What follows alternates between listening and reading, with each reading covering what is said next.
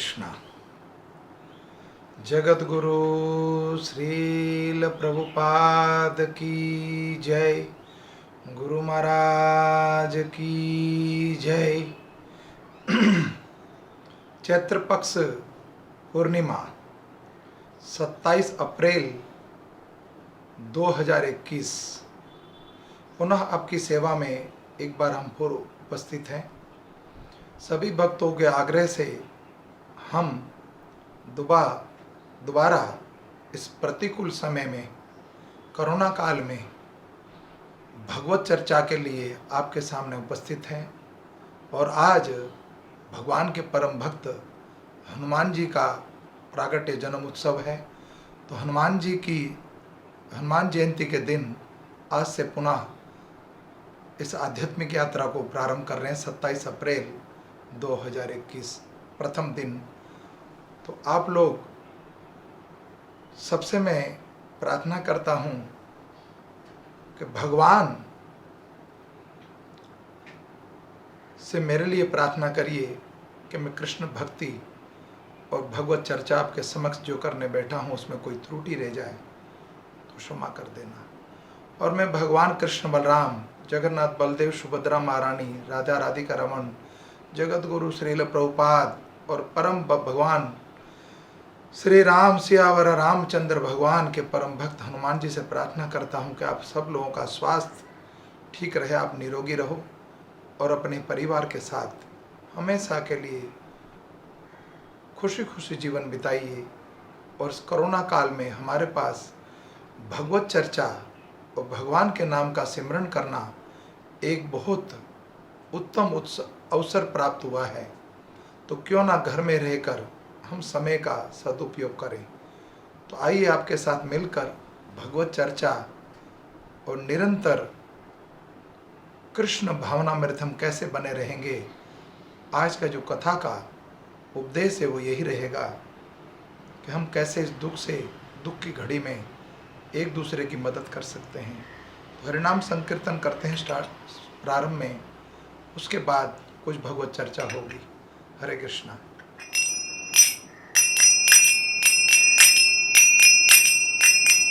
जय राधा माधवा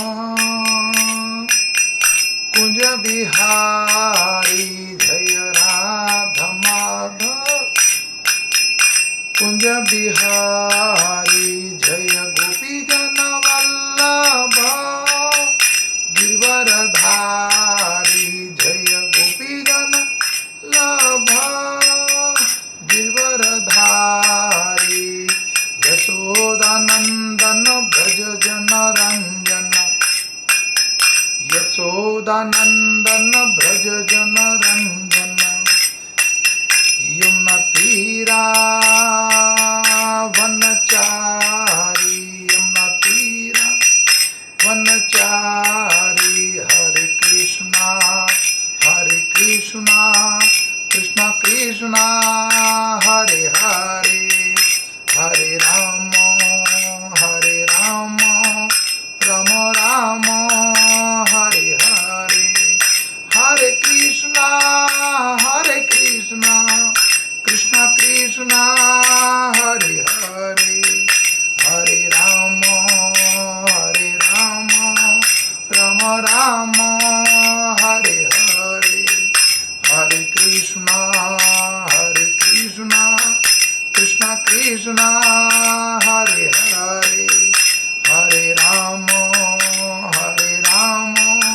राम राम हरे हरे, हरे कृष्णा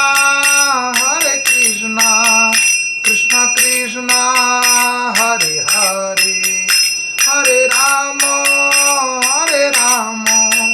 राम राम हरे हरे, हरे कृष्णा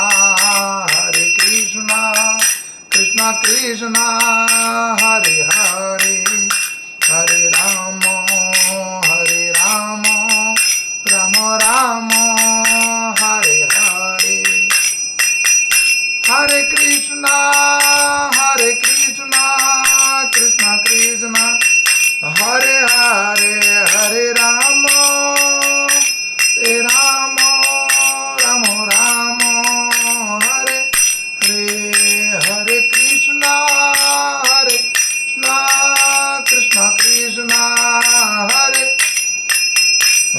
राम राम राम हरे हरे। जय वृंदावन धाम वृंदावन धाम वृंदावन धाम जय वृंदावन धाम। जय कृष्ण बलराम कृष्ण बलराम कृष्ण बलराम जय कृष्ण बलराम। जय गौरा निताय गौरा निताय गौरा निताय जय गौरा निताय। जय राम श्याम सुंदर राधा श्याम सुंदर राधे।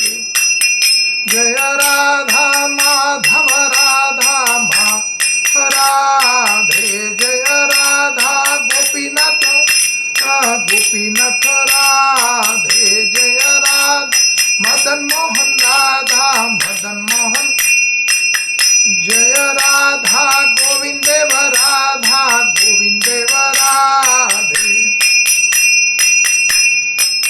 जय राधा राधिका रमन राधा राधिका रमन राधे। जय राधा पार्थ सती राधा पार्थ सती राधे। जय राधे श्याम राधे श्याम राधे श्याम जय राधे श्याम। जय सीताराम लक्ष्मण हनुमान सीताराम जय लक्ष्मण हनुमान। जय जगन्नाथ जय जगन्नाथ जय बलदेव जय सुभद्रा। जय जय श्रील प्रभुपाद प्रभुपाद। जय जय गुरुदेव गुरुदेव गुरुदेव निताई गौर प्रेमानंदन। हरि हरि बोल। जय ओम विष्णुपाद परमहंस परिवाजकाचार्य अभय चरण बिंद भक्ति वेदांत स्वामी श्रील प्रभुपाद गुरु महाराज गुरु परंपरा की जय। जय ओम विष्णुपाद परमहंस परिवाजकाचार्य भक्ति सिद्धांत सरस्वती गोस्वामी ठाकुर श्रील प्रभुपाद नामाचार्य श्री हरिदास ठाकुर। प्रेम से कहो जय श्री कृष्ण चैतन्य प्रभु नित्यानंद श्री अद्वैत गदाधर श्रीवासादि गौर भक्तविंद की जय। श्री श्री राधा कृष्ण गोपीनाथ श्याम कुंड राधा कुंड गिरी गोवर्धन धाम गंगामयी यमुनामयी नवदीप मायापुर धाम पुरुषोत्तम क्षेत्र जगन्नाथपुर धाम जगन्नाथ बलदेव सुभद्रा महारानी रुक्मणी द्वारिकाधीश जगन्नाथ बलदेव सुभद्रा महारानी जगन्नाथपुरी धाम द्वारकापुरी धाम रामेश्वरपुरी धाम अयोध्यापुरी धाम बद्रीनाथपुरी धाम की जय। ब्रजमंडल 84 कोसी धाम चित्रकूटपुरी धाम अनंत कोटि वैष्णव विंद ग्रंथराज भागवतम की जय। वृंद देवी तुलसी महारानी भक्ति देवी की जय। हरे कृष्णा। आध्यात्मिक यात्रा का आज प्रथम दिन है 27 अप्रैल 2021 और आज का प्रसंग है भागवत गीता अध्याय 8 और श्लोक संख्या 15। प्रारंभ करते हैं कि संसार में जो प्रतिकूल समय इस दुखालय में आता रहता है बार बार, तो भगवान ने इसका उत्तर सर्वप्रथम सूर्यपुत्र विवस्वान को और उसके बाद अर्जुन को उपदेश दिया और उसी भागवत गीता को यथा स्वरूप जगत गुरु श्रील प्रभुपाद और हमारे गुरु महाराज ने प्रचार किया। और आज हम आपके समक्ष इसी यथा स्वरूप गीता का प्रवचन करने जा रहे हैं। श्री भगवान उवाच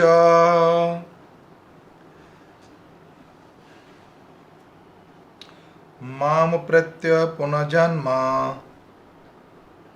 दुखालयं शाश्वतं न पुनवन्ति महात्मना संसिद्धिं परं गन्ता माम प्रत्यन् पुनर्जन्म दुखालयं शाश्वतं न पुनवन्ति महात्मना संसिद्धि परं गन्ता माम प्रेत्य पुनर्जन्म दुखालयं शाश्वतं नाप्नुवन्ति महात्मना संसिद्धि परम गंता। शब्दार्थ, मामा मुझको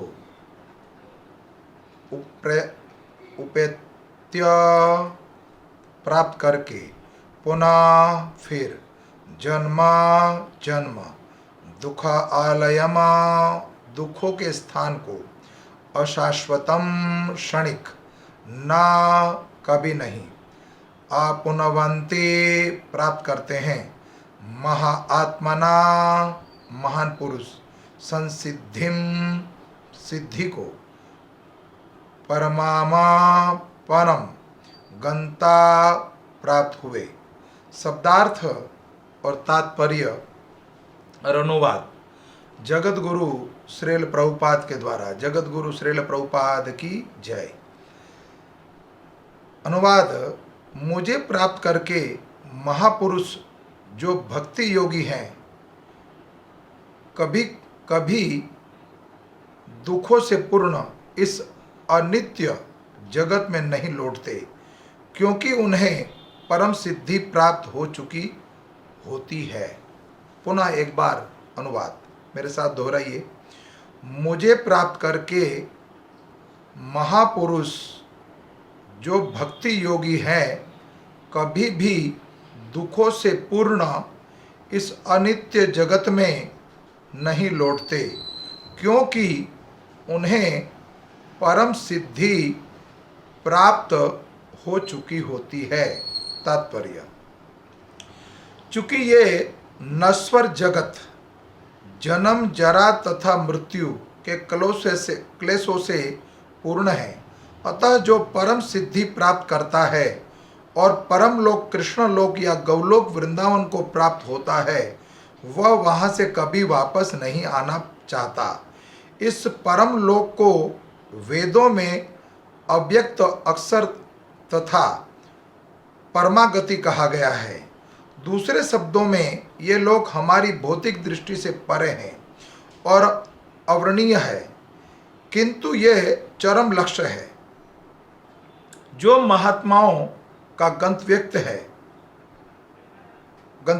है कि महात्मा अनुभवी सिद्धि भक्तों से दिव्य संदेश प्राप्त करते हैं और इस प्रकार से वे धीरे धीरे कृष्ण भावनामृत में भक्ति विकसित करते हैं और दिव्य सेवा में इतने लीन हो जाते हैं कि वे ना तो किसी भौतिक लोक में जाना चाहते हैं, यहाँ तक कि ना वे किसी आध्यात्मिक लोक में जाना चाहते हैं। वे केवल कृष्णा तथा कृष्ण का सामीप्य चाहते हैं। वे केवल कृष्ण तथा कृष्ण का सामीप्य चाहते हैं, अन्य कुछ भी नहीं चाहते। यही नहीं, जीवन की सबसे बड़ी सिद्धि इस श्लोक में भगवान कृष्ण के सगुणवादी भक्तों का विशेष रूप से उल्लेख हुआ है। ये भक्त कृष्ण भावनामृत में जीवन की परम सिद्धि प्राप्त करते हैं और दूसरे शब्दों में वे सर्वोत्तम महात्मा होते हैं। हरे कृष्णा। ओम अज्ञानम तिमिरम ध्यानस्य ज्ञानजनाशलाकया चक्षुरूपम येन तस्मै श्री गुरुवे नमः। श्री चैतन्यो मनोभृष्टं स्थापितं येन भूतले स्वयं रूपं कदा ददाति स्वयं पदात्कितं।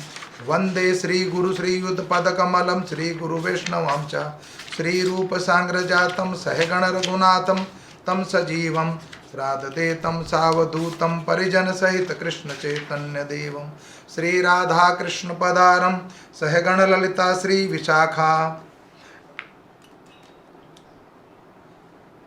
श्री राधा कृष्णं सहगण ललिता श्री विशाखा। हे कृष्णा करुणा सिंधु दीन बंधो जगतपते गोपेश गोपिका कांता राधा कांत नमस्तुते। तप्त कंचन घोरांगी राधा वृंदावनेश्वरी वृषभानु सुत देवी प्रणमामि हरि प्रियाय। वंशाकल्पतरुभक्षा कृपा सिंधु एव च पतितानां पावनेभ्यो वैष्णवेभ्यो नमो नमो। जय श्री कृष्ण चैतन्य प्रभु नित्यानंदा श्री अद्वैत गदाधर श्रीवासादि गौर भक्तविंदा। हरे कृष्णा कृष्णा कृष्णा हरे हरे हरे राम राम राम हरे हरे। इस श्लोक में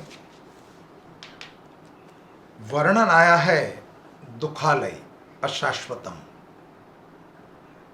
तो बार बार हम देखते हैं कि इस युग में, कलयुग में, जिसको हम मृत्यु लोक कहते हैं, और मृत्यु लोक में बारंबार ऐसी परिस्थिति उत्पन्न हो जाती है, प्रतिकूल समय आ जाता है कि हम विवश हो जाते हैं, हमारे पास सब कुछ होते हुए भी, हम सामर्थ्य होते हुए भी अपने लोगों को भी मदद नहीं कर पा रहे हैं। वास्तव में ये जीव, इस शरीर का जो स्वामी है, जो शरीर का जो मालिक है, वो जीवात्मा है। तो तत्व ज्ञान के बारे में ये जीवात्मा नहीं जानता। वास्तव में हम कृष्णा भावनामृत निरंतर कैसे रह सकते हैं? 24 घंटे निरंतर कृष्णा भावनामृत साधना से विरक्त ना हो, हमारी मति हमेशा निरंतर कृष्ण भावनामृत लगी रहे। मात्र एक उपाय करना पड़ेगा, मात्र एक उपाय। इस जड़ जगत में बद्धजीव करता क्या है? बद्धजीव निरंतर 24 घंटे ये रियलाइजेशन करता है, ये याद रखता है कि मैं स्त्री हूं, मैं पुरुष हूं, मैं हिंदू हूं, मैं मुसलमान हूं, मैं सिख हूं, मैं ईसाई हूं, मैं ब्राह्मण हूं, मैं क्षत्रिय हूं, मैं वैश्य हूं, मैं शूद्र हूं, मैं पंजाबी हूं, मैं बनिया हूं, मैं सिख हूं, मैं ईसाई हूं, मैं गुजराती हूं, फलाना ढिमकाना इत्यादि। 24 घंटे निरंतर ये आभास लगा रहता है। हम जिसके पिता हैं, आज हम जिसके भाई हैं, हम किसी को नहीं बचा पा रहे हैं, ना धन से, ना अपने सामर्थ्य से, ना अपने योग बल से, ना पैसे से, ना मिल्कत से, ना अपना जो रेपो है, हमारी जान पहचान है, एडवांटेज है, जो कुछ भी हमारी जो पहुंच है ऊपर तक की, वो सारी की सारी पहुंच, सब कुछ छोटा पड़ गया। इस समय कुछ भी कारगर नहीं बचा। पहले के समय में स्टार्टिंग में हम देखते हैं, आज से 50 साल पहले चले जाएं, हम पीछे की ओर चले जाएं, तो मात्र पहले प्रारंभ में वस्त्र बिकता था, फल बिकने लग गया, सोना चांदी बिकने लग गया। धीरे धीरे धीरे जो है अन्न की बिक्री शुरू हुई, फल की बिक्री शुरू हुई, दूध और दही का व्यापार शुरू हुआ, और इस कलयुग में जल का व्यापार, पानी का व्यापार शुरू हुआ, पानी बिकना शुरू हो गया। अब कलयुग तो आ ही गया है, और वर्तमान काल में इस समय हवा भी बिक रही है, ऑक्सीजन लेवल नहीं आ रहा है। हम चाहते हुए भी अपनों को नहीं बचा पा रहे हैं। तो कभी 24 घंटे के अंदर ये रियलाइजेशन नहीं आई कि मैं कृष्ण का दास हूं, मैं कृष्ण में मेरे पिता हैं। इस सांसारिक माता पिता और सांसारिक जो सामर्थ्य हमारे पास है, अगर हम बलवान होते, बुद्धिशाली होते हैं, ऐश्वर्यवान होते, सब कुछ सामर्थ्य होते हुए भी हम अपने सगे संबंधी को, भाई बहन को, किसी को नहीं बचा पा रहे हैं। क्यों? इसके पीछे बहुत बड़ा महत्वपूर्ण कारण है। रियलाइजेशन होगी आपको। तो मेरा कहने का अर्थ है कि 24 घंटे ये तो रियलाइजेशन है कि सब कुछ मेरा है, मैं फलाना, मैं ढिमकाना, लेकिन 24 घंटे में 24 मिनट के लिए भी आपने कभी ये सोचा है, कभी ये रियलाइजेशन हुई है कि मैं भगवान का अंश हूँ? भगवान श्री चैतन्य महाप्रभु क्या कहते हैं? श्री कृष्ण चैतन्य महाप्रभु कहते हैं, जीव का स्वरूप क्या है? ये जीवात्मा का स्वरूप है जीवर नित्य कृष्णदास। ये जीव जो है 24 घंटे निरंतर कृष्ण का दास है। वास्तव में भगवान कहते हैं भागवत गीता के 15वें अध्याय में 7वें श्लोक में, ये जीव मेरा अंश है। माम वांस जीव लोको जीव भूतेषु सनातन। ये जीव जो है, ये श्लोक अति प्रिय है मेरे को। जब भी कोई दुख की घड़ी आती है तो भगवान को मैं याद करता हूँ। भगवान आपने कहा है माम वांस जीव लोको जीव भूतेषु सनातन। तो मैं तो आपका अंश हूँ, मैं तो आपका पुत्र हूँ।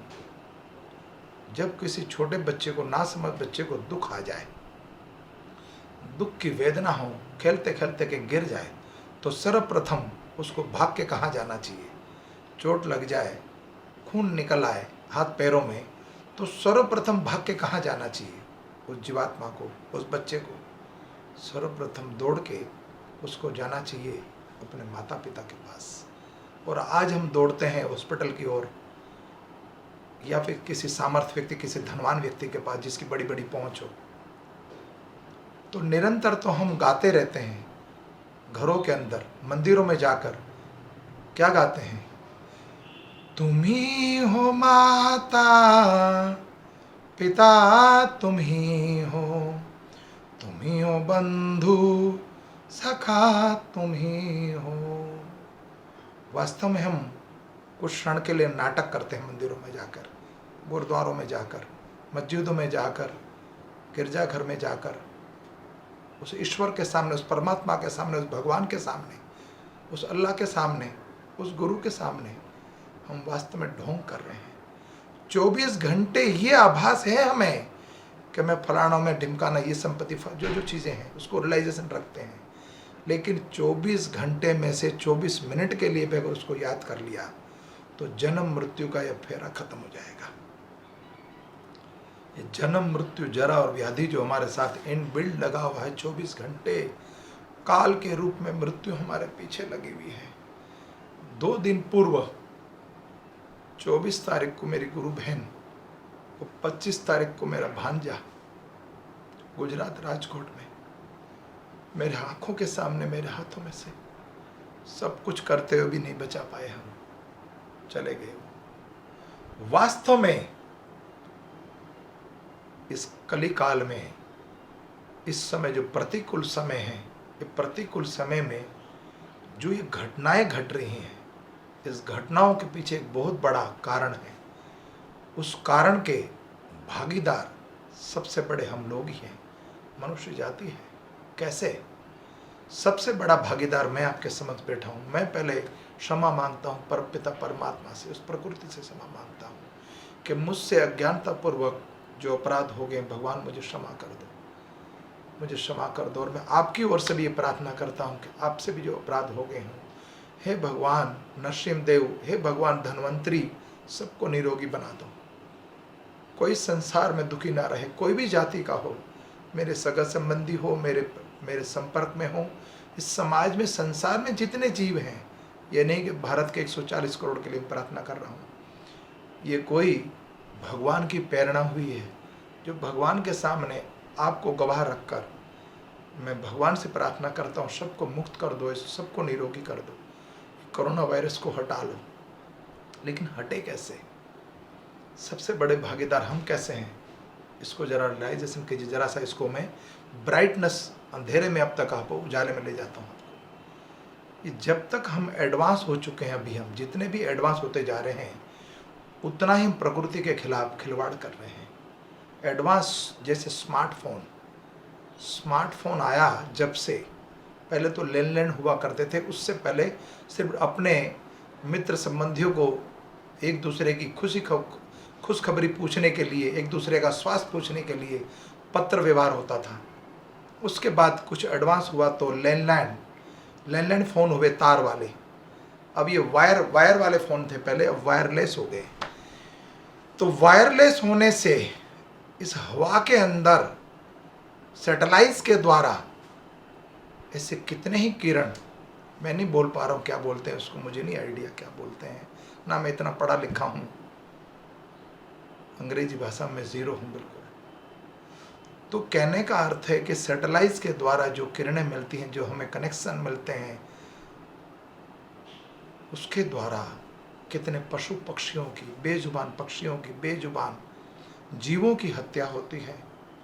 हम बेजुबान, गौ हत्या हो रही है, पशु हत्या हो रही है, वृक्ष काटे जा रहे हैं। कई धार्मिक स्थलों पर, हिल स्टेशन पे जाइए आप, जहाँ धार्मिक स्थल है, वहाँ वृक्ष को काटा जा रहा है, और काट के वहाँ बड़ी बड़ी बिल्डिंगें बन रही हैं।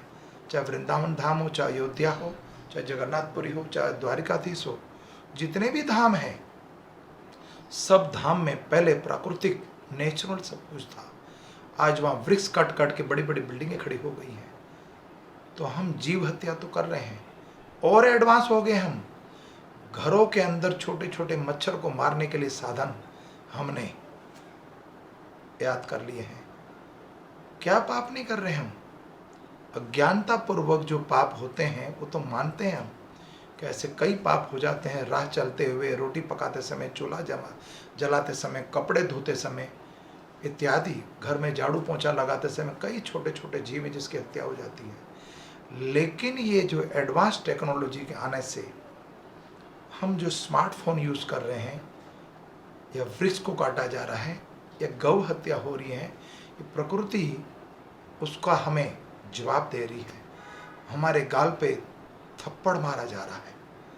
हम कितने एडवांस हो जाएं, तत्व ज्ञान की प्राप्ति अभी तक नहीं है। वास्तव में जिस दिन ये एहसास हो जाए कि मैं कृष्ण का पुत्र हूं, कृष्ण का अंश हूं, उस दिन प्रत्येक जीव के प्रति आपके अंदर दया होगी। हम कितने एडवांस हो जाएं विज्ञान के द्वारा कि नया वैक्सीनेशन आ गया है, वैक्सीनेशन लगने से कोरोना वायरस हमारा कुछ नहीं करेगा। आज से पहले ऐसे कई रोग आए, चिकनगुनिया, हैजा, इसके अलावा कोलेरा, उसके बाद पक्षघात, या फिर ऐसे कई वायरस, डेंगू, ऐसे कई वायरस आए, कई बीमारियां आई, प्लेग की बीमारी आई, कई तरह की बीमारियां आई।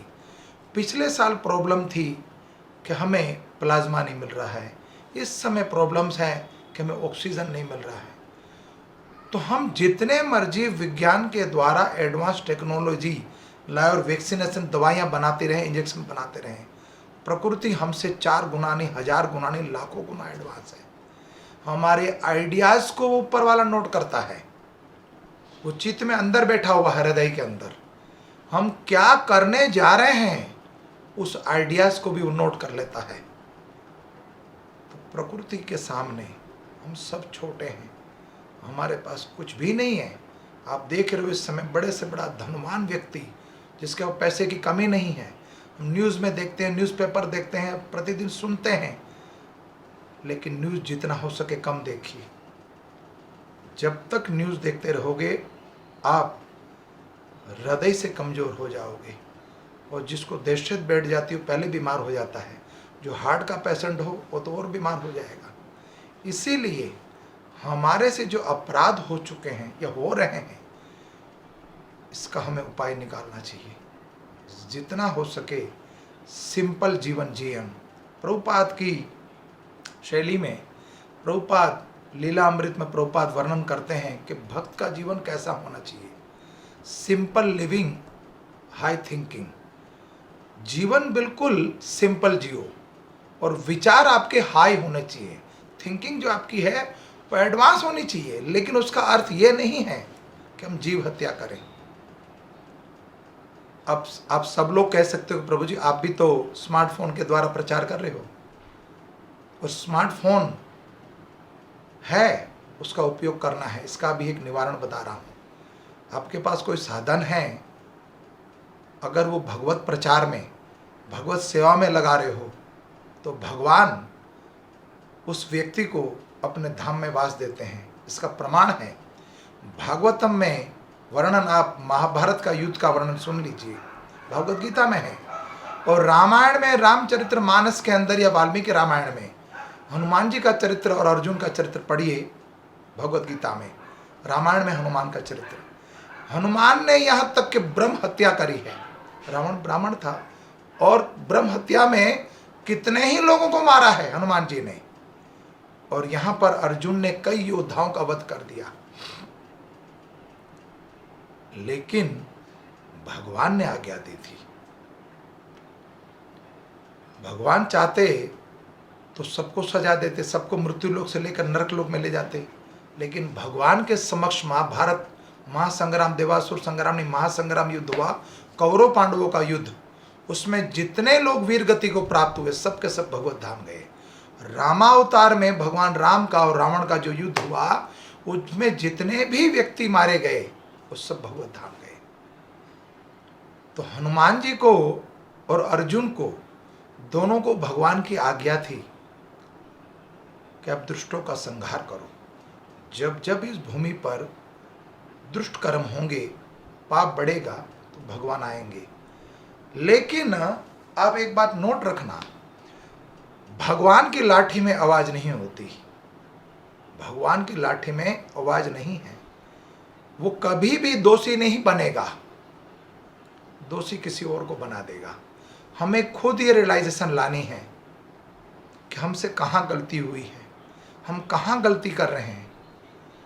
एक बार 24 घंटे में से मात्र 24 मिनट तो लो उसका नाम, और ये रियलाइजेशन लाओ, हे भगवान, हे कृष्ण, मैं आपका अंश हूँ, आप मुझे बचा लीजिए। जब प्रकृति को हम खिलाफ कुछ भी कार्य नहीं करेंगे, तो पहले के समय में ऐसा कुछ भी नहीं होता था जो आज देख रहे हो आप। ना पहले के समय में होटल होते थे, ना कहीं पशु को काटा जाता था, ना फल बिकते थे, ना अनाज बिकता था, ना दूध बिकता था, कुछ भी नहीं, सब कुछ फ्री था। ये भगवान ने प्रचुर मात्रा में जीव के लिए सब कुछ उत्पन्न किया है। जमीन के अंदर अनाज है, जल है, गैया हमारे लिए बनाई, तो गैया के अंदर दूध, दही, घी, इतने वृक्ष है, फल फूल से भरे हुए हैं। ये प्रॉपर्टी, संपत्ति भगवान की है। हम लुटेरे बन चुके हैं। आजकल जो भी प्रोडक्ट बिकता है, यहाँ तक कि पानी बिकता है, उस पर भी ब्रांड नेम लिखा होता है कि फलाना इसका मालिक है। ऑक्सीजन के ऊपर भी लिखा हुआ है, मेडिसिन के ऊपर भी लिखा हुआ है, फल फ्रूट, दूध, दही, अनाज, सब के ऊपर पैकेजिंग में आ चुका है, और सब कुछ लिख, सबके ऊपर सबके सब मालिक बन चुके हैं। वास्तव में सबका पिता एक ही है, सबका मालिक एक ही है, भगवान Shri Krishna. By product Krishna, by product Krishna. हमारा कुछ भी नहीं है, हम मालिक बन चुके हैं। जब तक जीव ये नहीं सोचेगा, चैतन्य महाप्रभु की वाणी को याद नहीं करेगा, जारे देखोता है कहो कृष्ण उपदेश, भगवान श्री कृष्ण के उपदेश करो, उपदेश दो, और भगवान चैतन्य महाप्रभु की वाणी को याद रखो, जीवेर नित्य कृष्णदास। जब तक ये रियलाइजेशन नहीं होगी, तब तक ये बारंबार दुख आते रहेंगे, और दुखालय है। इस मृत्यु लोक में कोई सुख से नहीं रह सकता। इसीलिए इस श्लोक में महत्वपूर्ण श्लोक है, दुखालय शाश्वतम, ये दुखालय शाश्वत है। और भगवान यहाँ पर तात्पर्य में क्या कहते हैं, जो परम ज्ञानी है, उस महापुरुषों का जो संग करता है, निरंतर कृष्णा भावना में रहता है, वो कभी भी मृत्यु लोक में वापस नहीं आता। अब हमारे बीच में हमारे संबंधी जा रहे हैं, हम सोच रहे हैं कि वो चला गया, हम बोलते मर गया। जीवात्मा की कभी मृत्यु नहीं होती, जीवात्मा की कभी मृत्यु नहीं होती। आपसे एक और प्रार्थना कर लूँ कि प्रथम दिन ये जो वीडियो है YouTube के माध्यम से बोल रहा हूँ, और आप सब लोगों को मैं WhatsApp के द्वारा प्रथम दिन भेजूँगा। तो आज के बाद अगर आप इस वीडियो आपको लाइक करते हो, अच्छा लगता है आपको, तो देखना चाहते हो, तो हमारी जो वेबसाइट है YouTube पर, उसको क्लिक कीजिए और लाइक कीजिए, और YouTube पर जाकर प्रतिदिन आप देखिएगा। प्रथम दिन तो मैं भेज दूंगा, लेकिन आगे के लिए आपसे प्रार्थना है कि आपका ही साथ चाहिए मुझे, ताकि ज़्यादा से ज़्यादा भगवत वाणी का प्रचार हो और जीव का उद्धार हो। तो हम यहाँ देख रहे हैं कि हमारे सगे संबंधी जा रहे हैं, तो हमारे पास आंसर ये होता कि मर गया। आप दिल्ली रहते हो, बॉम्बे रहते हो, या किसी भी स्थान पर रहते हो, एक स्थान से दूसरे स्थान जाने के लिए आपका टिकट तैयार होता है। टिकट सबका कन्फर्म है, ये मैं आज नहीं बोल रहा हूँ, सबका टिकट कन्फर्म है, वेटिंग में कोई नहीं है। हर सफ़र की तैयारी करते हैं, हर सफ़र के लिए एक लगेज बनाते हैं, लेकिन अंतिम काल का जो सफ़र है उसके लिए भी लगेज बनाना पड़ेगा। वो लगेज है मात्र हरिनाम संकीर्तन। दिव्य धन को संग्रह कीजिए, ये दिव्य बुद्धि, दिव्य ज्ञान। जब दिव्य ज्ञान होगा, दिव्य बुद्धि होगी, तो दुख नहीं होगा। तो हम देखते हैं कि हमारे बीच में से कितने लोग चले गए और जा रहे हैं आंखों के सामने। वो पीड़ा वेदना सहन नहीं होती। मैं भी 2 दिन पहले इसी परिस्थिति में था। आज भी उसको रियलाइज़ करता हूँ कि मेरा भांजा और मेरी गुरु बहन जो गई है, मेरी आंखों के सामने गई है, आज भी उसको रियलाइज़ कर रहा हूँ। लेकिन ये ज्ञात रहे कि जीवात्मा की कभी मृत्यु नहीं होती। भाई जब उसका टिकट कटा हुआ दिल्ली से बॉम्बे जाना चाहता है, तो हम क्या कहते हैं कि वो चला गया, कहाँ, बॉम्बे चला गया। ठीक उसी तरह वो व्यक्ति एक शरीर छोड़कर दूसरे शरीर में, जैसे कपड़ा मैला हो जाता है, हम कपड़ा उतार के फेंक देते हैं, नया वस्त्र धारण करते हैं, ठीक उसी तरह ये जीवात्मा और सारी इंद्रियां हमारा साथ देते देते देते थक जाती हैं, जब कि पूरा जीवन बिता दिया तेरे साथ हमने, तूने कुछ भी काम नहीं किया, जीवन सार्थक करने के लिए कोई काज नहीं किया, अब हमारी छुट्टी, हम जा रहे हैं, थक चुके हैं। तो वो जीवात्मा एक शरीर छोड़कर दूसरे शरीर में प्रवेश करता है। जीवात्मा गया, जीवात्मा मरा नहीं, एक शरीर छोड़कर दूसरे शरीर में प्रवेश करता है। अगर उसका जीवन सात्विक हुआ, सतोगुण रजोगुण तमोगुण भगवतमय हुआ, कृष्णा भावनामृत हुआ, उसका जीवन कृष्णा भावनामृत भगवतमय हुआ, भगवत मति रही उसकी, तो अंत काले भगवान कहते हैं, अंत काले जो मेरे नाम का सिमरन करता है वो कभी पुनः मृत्यु लोक में नहीं आता, कभी भी इस मृत्यु लोक में नहीं आएगा। जैसे ये प्रसंग देख रहे हैं, अभी घटना देख रहे हैं हम, कई जवान मौत हो रही हैं, कोई 30 बरस का, कोई 28 बरस का, कोई 20 बरस का, कोई 40 बरस का, और आंखों के सामने जा रहा, हम रोते हैं। ठीक उसी तरह ऐसा ही प्रसंग महाभारत काल में जब कौरव पांडवों का युद्ध हुआ तो सर्वप्रथम अभिमन्यु की मृत्यु हुई, वीर गति को प्राप्त हो गए। वास्तव में अभिमन्यु जो है चंद्र के अंश है। कौरव और पांडवों के बीच में यदुकुल में जितने भी जीव हैं, जितने भी स्वरूप हैं, ये द्वापर युग में एक लीला जो प्रकट हुई है कौरव पांडवों के बीच में, या वृंदावन के अंदर ब्रजमंडल परिक्रमा में, ब्रजमंडल में देखते हैं आप, इतने लड़ाई, इतने यदुवंशी हैं, इतनी गोप गोपियां हैं, इतने बाल गोपाल हैं, भगवान की गैया हैं, या कुरुवंशी हैं, या पांडव के वंश से, या द्वारिकाधीश के वासी, जितने भी जीवात्मा हैं, ये सब के सब दिव्य लोक से आए हुए हैं। तो अभिमन्यु जो है चंद्र का पुत्र है, चंद्रांश है वो, चंद्र का अंश है वो। जैसे अर्जुन इंद्र का अंश है, कर्ण सूर्य का अंश है, धर्मराज युधिष्ठिर धर्मराज का अंश है युधिष्ठिर महाराज, नकुल सहदेव अश्वनी कुमार के पुत्र हैं, और भीम पवन देव के पुत्र हैं। ठीक उसी तरह अभिमन्यु जो है उस चंद्र के पुत्र हैं, और साक्षात काल का अवतार है दुर्योधन। तो चंद्रदेव ने भगवान श्री कृष्ण से प्रार्थना करी कि मेरा पुत्र मृत्यु लोक में ज्यादा समय तक नहीं रहेगा। तो भगवान ने वर दिया, ठीक है जल्दी उसको भेज देंगे हम। तो मात्र 16 वर्ष की आयु में वीर गति को प्राप्त हुए अभिमन्यु। और अभिमन्यु जब वीर गति को प्राप्त हो गए, तब अर्जुन विलाप कर रहे हैं कि मेरा पुत्र, युवा पुत्र चला गया 16 वर्ष की आयु में। खूब विलाप कर रहे हैं, खूब रो रहे हैं। मेरी भी स्थिति यही थी 25 तारीख को और 24 तारीख को। ऐसी स्थिति उत्पन्न हो जाती है जब हम मृत्यु लोक में जड़ बुद्धि से सोचते हैं। तत्व ज्ञान नहीं होता, जब जड़ बुद्धि से सोचोगे तो यही परिस्थिति होगी। लेकिन तत्व ज्ञान जब जाओगे वापस, उसके अंदर नहीं, मैं तो कृष्ण का अंश हूँ, मैं तो जीवात्मा हूँ, मैं मनुष्य नहीं हूँ, मैं देह नहीं हूँ, तो जीवात्मा हूँ, तब आपको ये रियलाइज होगा। तो अर्जुन जब विलाप कर रहे थे, तब भगवान उनके समक्ष, भगवान श्री कृष्ण खड़े थे, और नारद मुनि वहाँ प्रकट हो गए। और नारद मुनि ने भगवान श्री कृष्ण से प्रार्थना करी, तो अभिमन्यु को दोबारा प्रकट कर दिया। अभिमन्यु जब प्रकट हो गए, दोबारा जीवित हो गए, तो अर्जुन से कहा भगवान श्री कृष्ण ने, ये रहा तेरा पुत्र, मांग ले क्या चाहता है।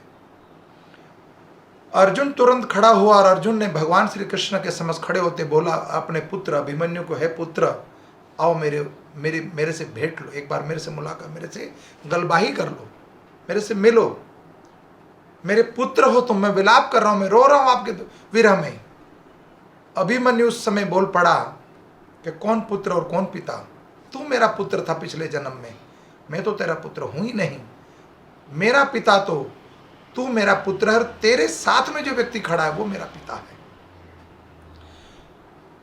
ब्रह्मांड में जितने जीव हैं, सृष्टि पे जितने जीव हैं, सबका पिता मात्र कृष्ण, परम पिता परमात्मा भगवान श्री कृष्ण। इसलिए उनको जगन्नाथ बोला जाता है, जगन्नाथ दीनानाथ बोला गया है।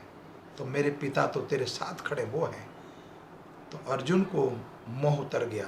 आप ध्यान से देखिए और सुनिए और समझिए, जिसके पिता साक्षात महापुरुष अर्जुन, जिसके मामा भगवान श्री कृष्ण, मामा कौन है? भगवान श्री कृष्ण है, और जिसका विवाह करवाने वाला वेद व्यास, जो 4 वेदों के ज्ञाता हैं, ये 18 पुराण लिखने वाले वेद व्यास जी ने अभिमन्यु का विवाह करवाया।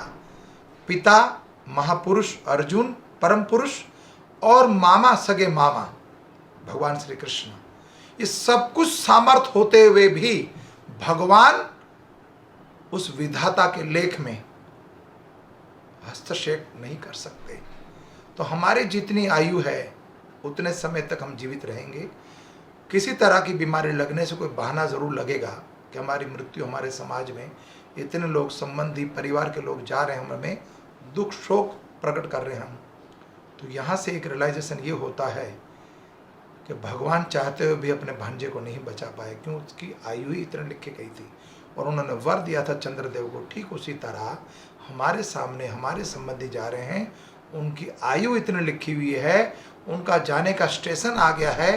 ट्रेन में सफ़र करते करते समय तो जो स्टेशन पे अपना साथी जो है वो उतरेगा ना, क्यों नहीं उतरेगा? उसका स्थान आ गया है तो एग्जिट होगा ही होगा हमसे। वो कुछ दिनों का ये हमारे साथ एक मेला है। मेले के अंदर प्रवासी जैसे मिलते हैं वैसे हमारे साथ कोई 10 बरस, कोई 20, कोई 50, कोई 100, कोई 80, कोई 90, इस तरीके से एक दूसरे के साथ हम रहते हैं और ये दुखालय के अंदर निरंतर ये घटनाएं घटती रहेंगी। तो हमारा प्रयास ये होना चाहिए, जब तक हम इस कोरोना टाइम में समय का सदुपयोग करें, घर में रहें और ज़्यादा से ज़्यादा भगवान नाम का सिमरन करें।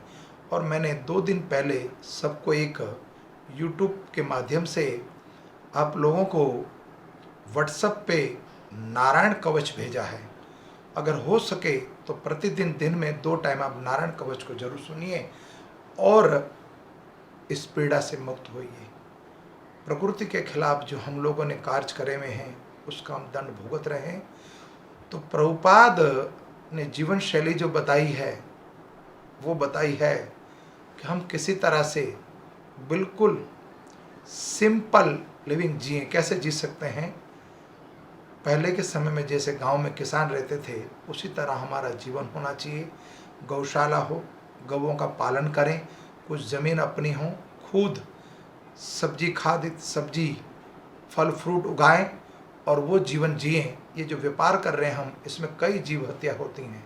एडवांस टेक्नोलॉजी के द्वारा जो चीज़ हम यूज़ कर रहे हैं उसमें कई चीज़ें अज्ञानतापूर्वक, ध्यान नहीं, हमें अज्ञानतापूर्वक हमसे अपराध और पाप हो रहे हैं। उसी की सज़ा हमें मिलती है। और आज ये रोग है कोरोना, इसके आगे कई तरह के रोग आएंगे, क्यों? अभी तो कलयुग का प्रारंभ है। कलयुग की आयु 4,32,000 वर्ष की है, तो अभी तो मात्र 5,200 वर्ष बीते हैं। अभी 4,27,000 वर्ष और हैं, तो मात्र टेलर हैं और हम डर रहे हैं अभी से ही। तो अभी कलयुग में सृष्टि का प्रलय नहीं होगा, ना प्रलय होगा ना नाश होगा। 140 करोड़ की आबादी अगर भारत में है तो महाभारत काल के युद्ध के अंदर इससे कई हजारों गुना मृत्यु हुई थी, कई हजारों गुना भगवान के सामने। कई स्त्रियां बेवा हो गई थी, कई स्त्री विधवा हो गई थी, कई पुत्र अनाथ हो गए थे, कई संतान, कितनी ही विपदा आई थी। ठीक आज का जो समय हमें दिख रहा है, हमारे सामने जो चित्र है हमें दिख रहा है कैसी दुर्घटनाएं हो रही हैं। तो जितना हम हो सके भगवान के नाम का सिमरन करें, हरिनाम संकीर्तन करें और एक कथा के माध्यम से, प्रचार के माध्यम से आप सब लोग हो सके तो भगवान नाम का सिमरन करिए। और एक बार ज़रूर रियलाइज़ करिए कि मैं ब्राह्मण नहीं हूँ, मैं क्षत्रिय नहीं हूँ, मैं वैश्य नहीं हूँ, मैं शूद्र नहीं हूँ, मैं हिंदू नहीं हूँ, मैं सिख नहीं, ईसाई, मैं कुछ भी नहीं हूँ। मात्र कृष्ण का दास हूँ, मैं भगवान का अंश हूँ। भगवत गीता के 15वें अध्याय का 7वां श्लोक पढ़िए, आपको आभास हो जाएगा। कहीं मेरी कथा में कोई त्रुटि रह गई हो तो आपसे मैं हाथ जोड़कर प्रार्थना करता हूँ, त्रुटि रह गई तो क्षमा कर दीजिए। और कंठ से तो बेसुरा हूँ, सुर नहीं है मेरा कोई, ना मुझे श्लोक गाना आते हैं ना भजन गाना आता है, तो बेसुरा हूँ लेकिन असुर नहीं हूँ, कृष्ण भक्त हूँ। इसलिए भगवान की प्रेरणा से और गुरु महाराज की कृपा से, उनकी अनुकंपा से आपके सामने, आपके समक्ष आ जाता हूँ और भगवत कथा का कुछ चर्चा करने के लिए आपके समक्ष ये हिम्मत जुटाकर बैठता हूँ कि कहीं कोई मुझसे, मेरे दुर्मुख से गलत शब्द ना निकल जाए। इसलिए क्षमा कर देना। धन्यवाद। हरे कृष्णा। अनंत कोटि वैष्णवविंद के चरणों में प्रणाम। वंशा कल्पतरुभक्षा कृपा सिंधु एव च पतितानां पावनेभ्यो वैष्णवेभ्यो नमो नमो। जगन्नाथ बलदेव सुभद्रा महारानी की जय। कृष्ण बलराम की जय। राधा श्याम सुंदर भगवान की जय। जगत गुरु श्रील प्रभुपाद गुरु महाराज की जय। निताई गौर प्रेमानंदन। हरि हरि बोल, हरि हरि बोल। हरे कृष्णा।